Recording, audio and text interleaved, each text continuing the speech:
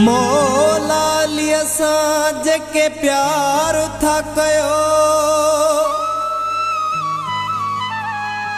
उहे सदाई तहाई जियंदा रहो। शफीक अहमद में मुड़ यार चवे छल गुलन वगे तव्हां टिड़ंदा रहो।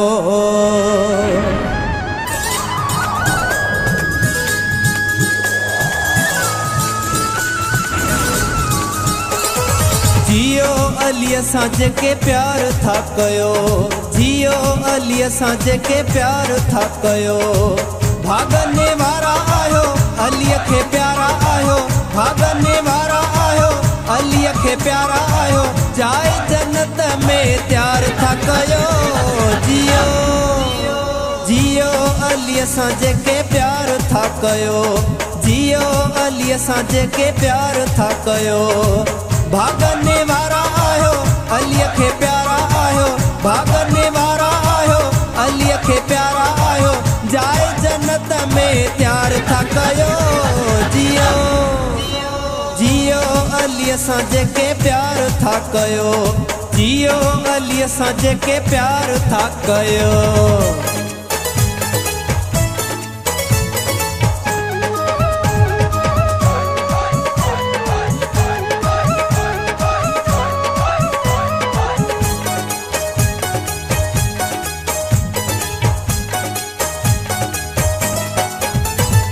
हैदरी जी हुब आहे जंहिंखे भी दिल में, उहो अड़ंदो न कॾहिं कंहिं मुश्किल में।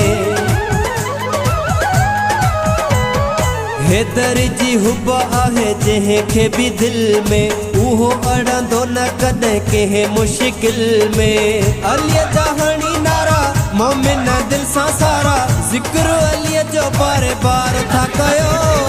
जियो जियो अली सां जेके प्यार था कयो, जियो अली सां जेके प्यार था कयो।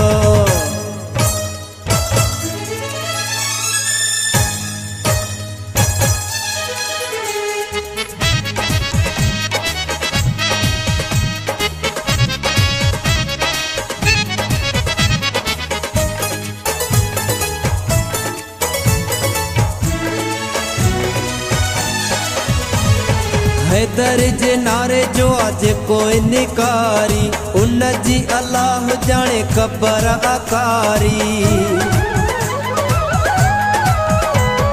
हैदर जे नारे जो आज कोई निकारी, उन जी अल्लाह जाने कबर आकारी। मौला जो जेको मुनकर ते कंदायूं बरबर, दुश्मन ते बेशुमार था कयो। जियो जियो अली सां जेके प्यार था कयो, जियो अली सां जेके प्यार था कयो।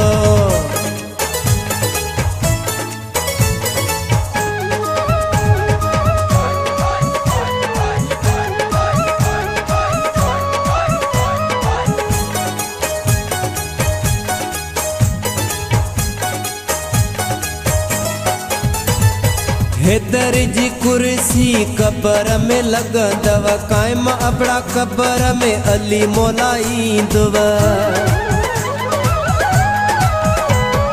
हैदर जी कुर्सी कबर में लगंदव, कायम अपना कबर में अली मौला ईंदव।